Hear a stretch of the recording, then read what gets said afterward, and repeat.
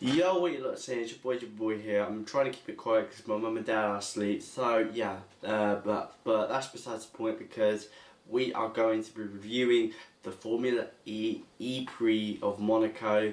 So yeah, let's get right down to it. So I did not see practice, and plus practice is not really a big thing. Nothing really happened in practice, so we'll move on from that to qualifying. So qualifying got underway in spectacular fashion as Salvador Duran spun the car, and as a result hit to back. Yeah, he crashed into back, that spun him around, and yeah, that was the end of his session. He would have to start from the back of the grid, so yeah, unlucky for him. Oh wait, it was Alex de Felix da Costa. Sorry, my bad, not Salvador Duran. Antonio de Felix da Costa, so yeah, unlucky for him there. Also, there were a couple of lockups here and there, nothing major, so yep. But there was this really big controversy going on about the fact that Nelson Piquet Jr. Got blocked by Lucas di Grassi going into the end of the lap. And yeah, as a result, Nelson lost out to pole by a couple of tenths, which really put him in a bad mood, and as a result, you know, they never talked to each other. So yeah, kind of like a Hamilton and Rosberg situation last year in F1. So yeah, what do I think of this? I think, looking at it several times, I think it was definitely Lucas di Grassi's fault. Like, he clearly blocked him, and there were certain points where he could have let him go. You know, for instance, between Rascasse and Antonino Nose, he could have let him go there. Could have just lifted off the throttle and let him go there. And even on the pit straight as well. Even before Rascasse, I mean, there were several opportunities where he could allow him through, but he didn't, and as a result ruined Nelson Piquet's chance of pole position.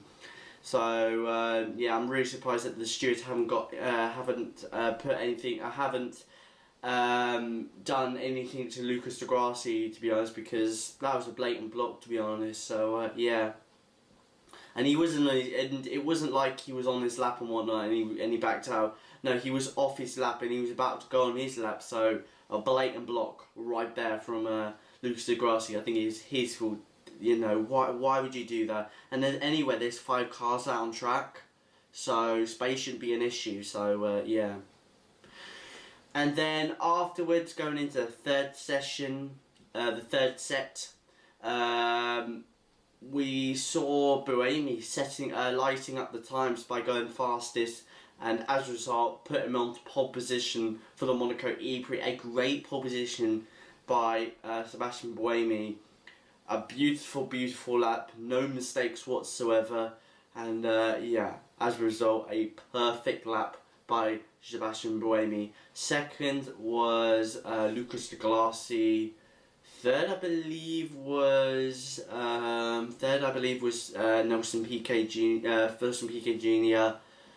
And yeah, I think that's about it. Yeah. And as well in 10th was Sam Bird. So he had a pretty poor qualifying. To be honest, I don't know what happened to him there, but clearly qualifying didn't go well for the Brit there. So yeah. So going into the race, it was a good start from Buemi. He got off the line really nicely, but further back there was a couple of argy-bargy moments, and then a big coming together for Alguersuari as Alguersuari got taken out of the race. Not quite sure why, to be honest, but I bet it was just because of the cars going really slow into Sandevot. So yeah, and then afterwards we saw a massive pile-up coming out of Sandevot, coming down that little hill, down the hill going into the harbour. So yeah, there was a massive pile-up, and basically how it started was I think Abt ran into the wall, and I think he broke his suspension.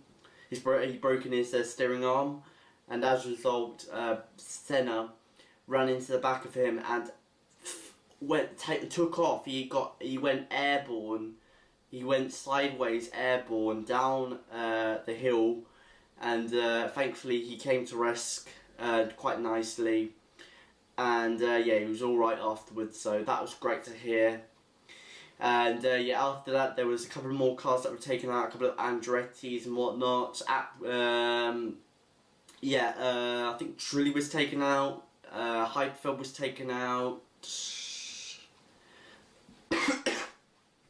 and I think that's about it. I think there were a couple of more that but I can't remember each one. So yeah, they got into the pits. A few were out, but a few got into the pits and went into the second car to try and see if they can get a faster lap. But they really weren't contenders for the win. So yeah, so their race was pretty much over, even though they went into the second car. So yeah, unfortunate for them. But at the front, it was a nice battle between Lucas Di Grassi and Buemi. Both of them trading fastest. Both of them going reasonably well out in front.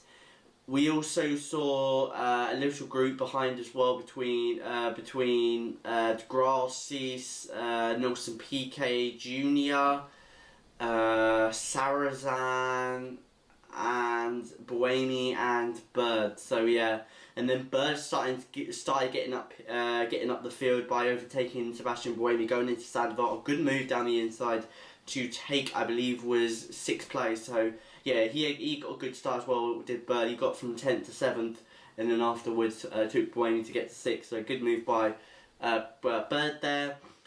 And then afterwards, I believe he overtook D'Ambrosio. No, wait. And then we came to the pit stops. Nothing much really. Then we went to the pit stops. Buemi came first, I believe. No, wait. Lucas Di Grassi came in first. Buemi came in afterwards, and it was very, very close as Lucas Di Grassi almost got ahead of Buemi to take the lead of the Monaco EPrix. But thankfully, Buemi was able to cover his ground and keep that lead off Lucas Di Grassi as he was coming out of the pit. So good defensive driving there from Buemi there. And then later on, we saw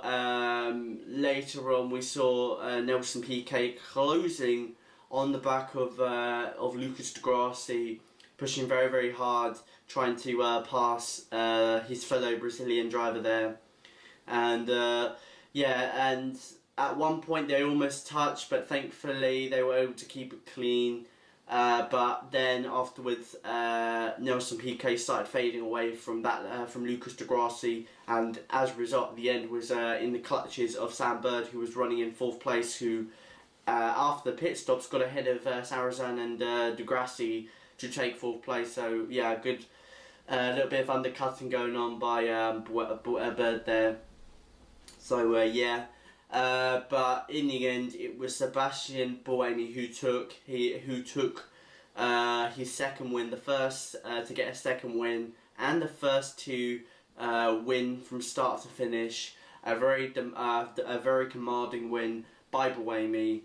After that pit stop, it was really all she wrote, to be honest. I mean, nobody seemed to do anything about Buemi's lead, and as a result, he took the win quite comfortably. And second was Lucas Di Grassi, good drive by him, and third was Nelson Piquet, good drive by him as well.